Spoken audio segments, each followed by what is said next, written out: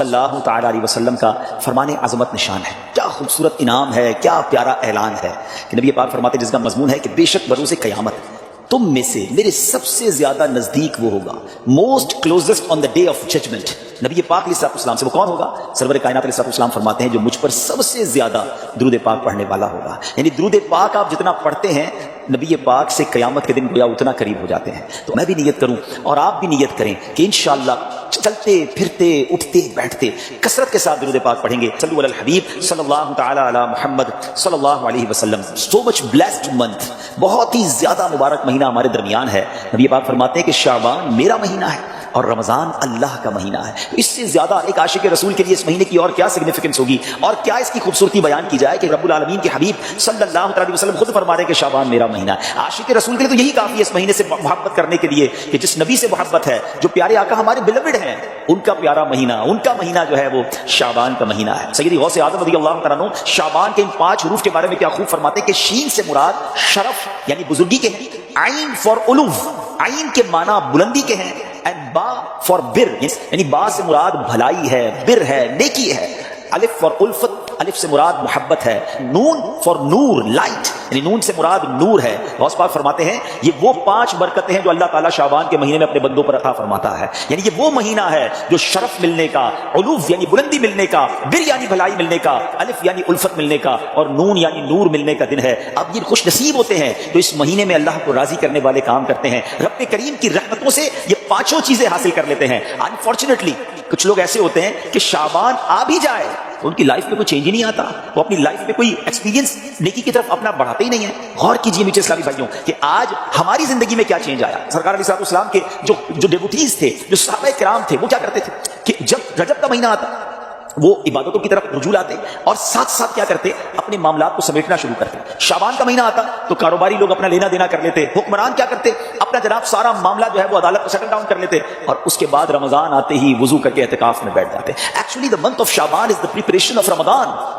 لیکن بہت سارے لوگوں کو تو کچھ اس کا احساس ہی نہیں ہے کہ شعبان المعظم کی کیا خوبصورت فضائل ہیں. اور نبی پاک علیہ السلام کا اس میں انداز کیا تھا. نبی پاک کا سب سے زیادہ پسندیدہ مہینہ بی بی عائشہ فرماتی ہیں شعبان کا ہے. میرے آقا اس میں روزے رکھتے رکھتے رکھتے اس کو رمضان سے ملا دیتے. اللہ اکبر. اللہ کے حبیب علیہ السلام اتنے روزے رکھتے. اچھا یہ کیوں رکھتے تھے؟ What is the reason behind this? ذرا یہ بھی سن لیجئے کہ نبی پاک علیہ السلام ہماری تعلیم کے لیے کیا شاندار جملہ ارشاد فرماتے ہیں. سیدنا اسامہ بن زید رضی اللہ تعالی عنہ said I asked یا رسول اللہ صلی اللہ تعالی علیہ وسلم، حضور میں آپ کو دیکھتا ہوں کہ آپ باقی تمام مہینوں سے زیادہ شعبان میں روزوں کی کثرت فرماتے ہیں، لیکن اس میں رمضان کے روزے تو الگ ہیں، باقی مہینوں کی بات ہو رہی ہے. The Holy Prophet صلی اللہ تعالی علیہ وسلم replied یہ مہینہ ہے جو رجب اور رمضان کے درمیان ہے. لوگ اس سے غفلت میں ہیں. یہ وہ مہینہ ہے جس میں اللہ کی بارگاہ میں بندوں کے اعمال پیش کیے جاتے ہیں. میں چاہتا ہوں جب میرے اعمال اللہ کی بارگاہ میں پیش کیے جائیں اس وقت میں روزے سے آپ ذرا سوچیے نیچے اسلامی بھائیوں، اللہ کے حبیب علیہ السلام جن کے صدقے میری اور آپ کی مغفرت ہونی ہے. ہم پڑھتے ہیں نا تیرے صدقے میں آقا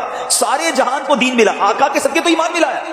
مگر یہ ہماری تعلیم ہے کہ نبی پاک فرماتے ہیں کہ میری خواہش یہ ہے کہ جب میرے اعمال اللہ کی بارگاہ میں پیش ہوں تو میں روزے سے.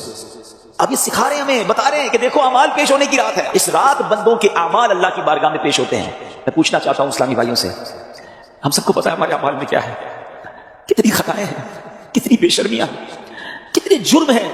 کیا ہمیں کچھ آج شرم آ رہی؟ کیا یہ فیلنگ ہے کہ یا اللہ کچھ بھی نہیں ہے؟ آج ہمارے اعمال تیرے دربار میں آ رہے ہیں، ہم جانتے ہیں اس میں اپنے کالے کر دیے اپنے نام اعمال، کچھ نہیں مالک تیری بارگاہ میں پیش کرنے کو.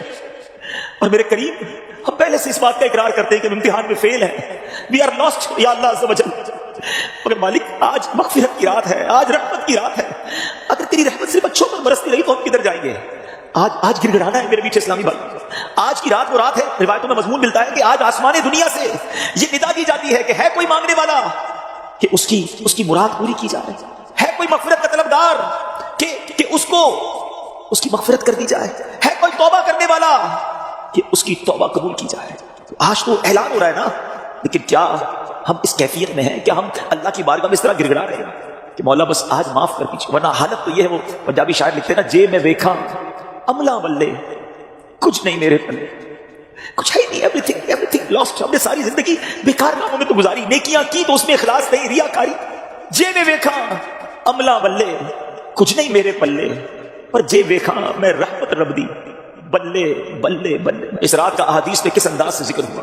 The mother of believer سیدتنا عائشہ صدیقہ رضی اللہ تعالی عنہا stated total of mercy in 4 nights. Be be Ayesha کہتی ہے میں نے نبی پاک علیہ السلام سے سنا ہے کہ اللہ اپنی رحمتوں کے دروازے، رحمتوں کی جو برسات ہے وہ ان 4 راتوں میں برساتا ہے. مضمون حدیث ہے. نمبر 1 the night of عید الاضحیٰ، وہ رات جو عید الاضحیٰ سے پہلے آتی ہے.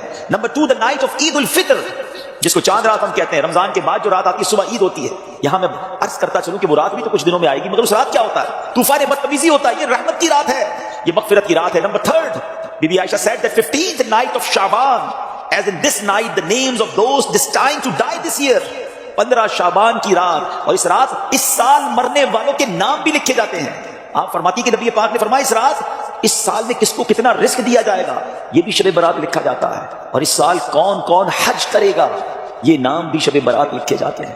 اتنی نازک رات. The 4th night، 8 اور 9 ذوالحجہ کی درمیان کی رات، یہ چوتھی رات ہے جو رحمتوں کے دروازے کھول دیے جاتے ہیں، اور یہ عرفہ کی رات کہلاتی ہے.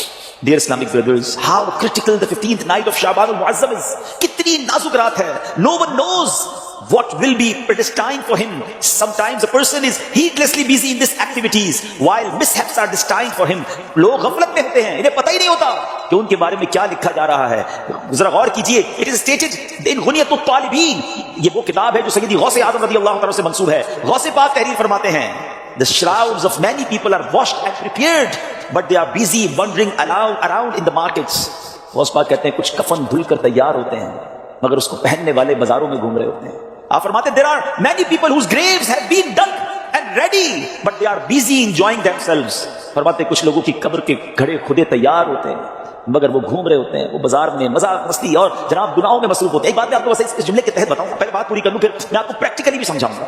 آپ فرماتے ہیں number of people are busy laughing although the final moment of their death is approaching. کچھ لوگ ہنسی مذاق کر رہے ہوتے ہیں مگر موت کا وقت قریب آ گیا ہوتا ہے. فرماتے ہیں the construction of many houses is about to complete, but at the same time the lifetime of the owners is also about to complete. فرماتے ہیں کچھ گھر بالکل بن کر تیار ہو گئے ہوتے ہیں مگر مکین جو اس گھر میں رہنے کے لیے آنا چاہتا ہے اس کا آخری وقت بھی آ گیا، اس کی قبر بھی تیار ہو چکی ہوتی ہے. اب ذرا اس کو پریکٹیکلی سمجھیے. آپ جب قبرستان جاتے ہیں کچھ قبریں تیار ملتی ہیں نا، صحیح بات بتاؤ پریکٹیکل. جو قبریں خودی ہوئی ہیں نا، جن کی بھی خودی ہوئی ہیں وہ زندہ ہیں اس وقت. ہاں تھوڑی دیر بعد مرنا ہے انہوں نے اور پھر اس قبر میں آ جانا ہے.